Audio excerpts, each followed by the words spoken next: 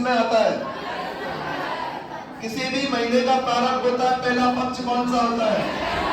कौन सा पक्ष? और दूसरा कौन सा होता है? शुक्ल पक्ष। कौन सा पक्ष? शुक्ल पक्ष होता है। और जब हम चर्चा करते हैं इसमें सबसे पहले तृतीया के दिन कौन सा त्योहार मनाया जाता है? कौन सी तीज? बताओ तो कजली तीज कहाँ की प्रसिद्ध है?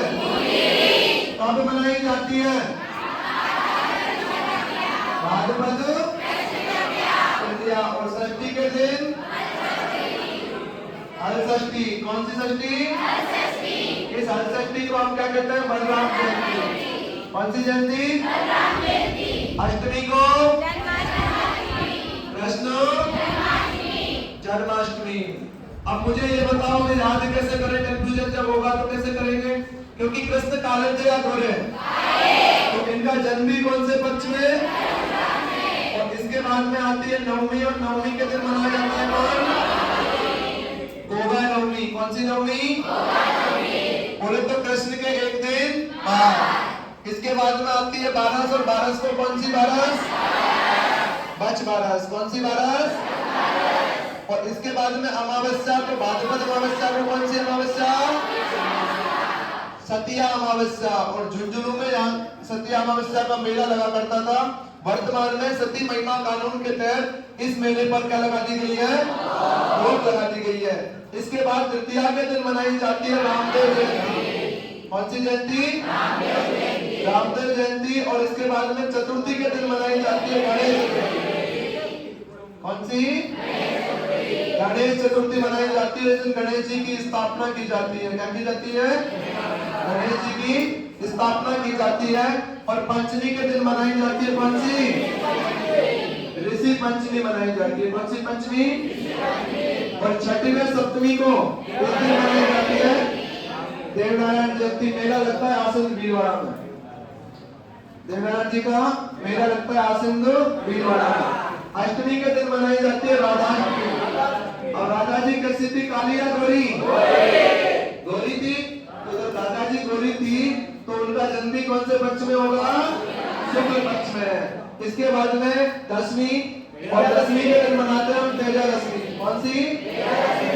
तेजादशमी। और इस दिन आरती में हर घर में क्या बनते हैं? इसके बाद में आती है एकादशी। इस एकादशी को कहते हैं डोल ग्यारस। कौन सी? डोल ग्यारस या जलझूलनी एकादशी कहा जाता है। इस दिन मंडपिया चित्तौड़गढ़ में सांवलिया सेठ जी के मंदिर पर एक विशाल मेला लगता है। और हमारे यहाँ पर क्या वेवाण निकाले जाते हैं। वेवाण क्या होता है? लकड़ी के बने देवमान। और ये वेवाण बनाने के लिए चित्तौड़गढ़ का कौन सा कस्बा प्रसिद्ध है?